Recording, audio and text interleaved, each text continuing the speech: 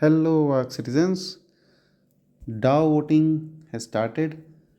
Third proposal आ चुका है और these are my R power, जो वोटिंग राइट्स है मेरे। अकॉर्डिंगली मैं वोट देने वाला हूँ।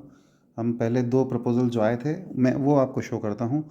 पहला प्रपोजल आया था 16 अक्टूबर को और 540 डे का स्टेकिंग पीरियड वाला जो कॉन्ट्रैक्ट है उसके प्रपोज़ल को अब देखिए यहाँ पे 99% एग्री करा है।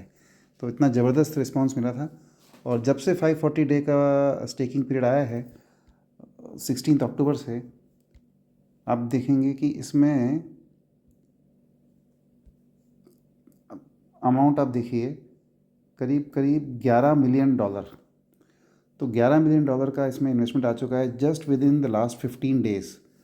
और जबकि 360 डेज़ वाला जो है ये पहले से चल रहा है, इसमें करीब मोर देन 50 मिलियन का आया हुआ है। ठीक है।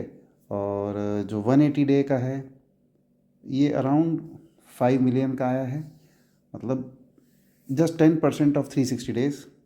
और 540 डे को तो ने तो उसको ओवरटेक कर लिया, ऑलरेडी डबल हो चुका है। ठीक है। और फिर उसके बाद हम 90 डे वाला देखते हैं तो जस्ट $2 मिलियन। और 30 डे वाले में तो मिलियन में भी नहीं है, it is just around $2,43,000। Correct है।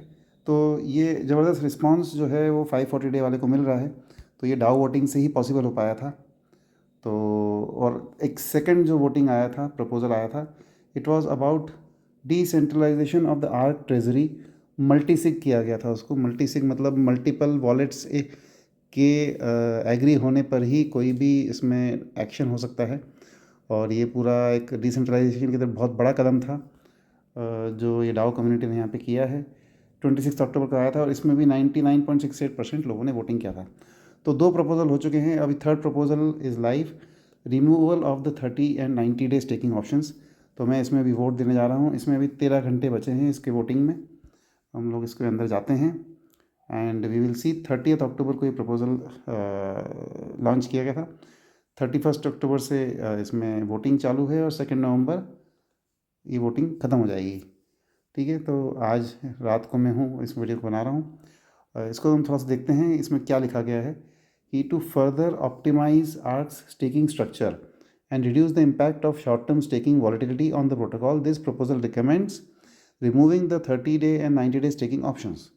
तो जो शॉर्ट टर्म स्टेकिंग वॉलेटिलिटी के कारण से प्रोटोकॉल पे जो वॉलेटिलिटी आती है तो उसके लिए ये 30 डे 90 डे को रिमूव करने की बात कर रहे हैं, क्योंकि उसमें वैसे भी हमने देखा अभी कि इतना कोई ज़्यादा लोग इंटरेस्ट नहीं ले रहे हैं, बहुत कम इंटरेस्ट ले रहे हैं उसमें इन्वेस्ट करने का।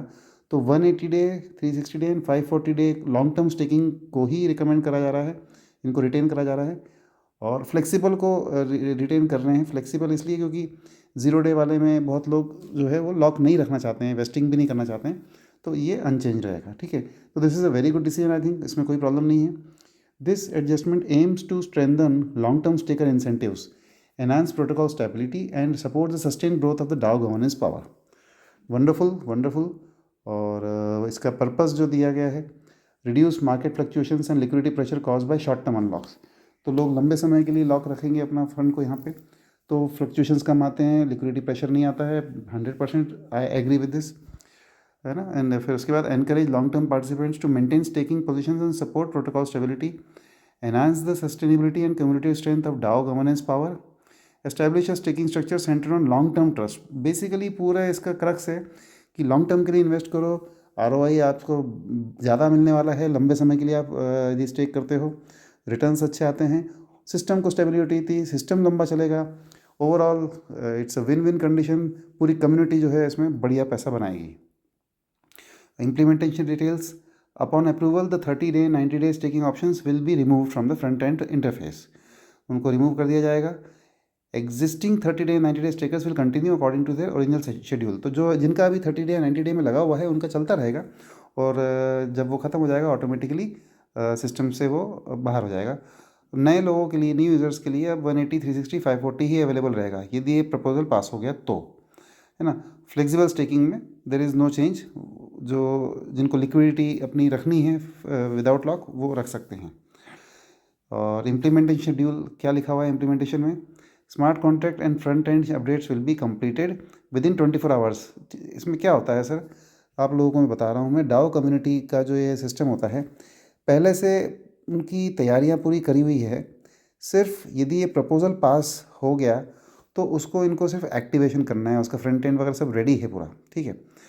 यदि एक्शन यदि ये डिसएग्री ज़्यादा लोगों ने किया सपोज़, तो वो आगे नहीं बढ़ेगा क्योंकि प्रपोज़ल पास ही नहीं होगा।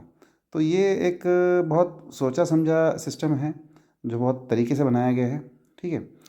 और हम देखते हैं इसमें अभी कितने लोगों ने इसमें क्या वो करा है। तो इसमें जो है 83% लोगों ने एग्री करा है और 15% लोगों ने डिसएग्री करा है। तो इसमें डिसएग्रीमेंट ज़्यादा लोगों का आया है, ठीक है, मैं समझ सकता हूँ।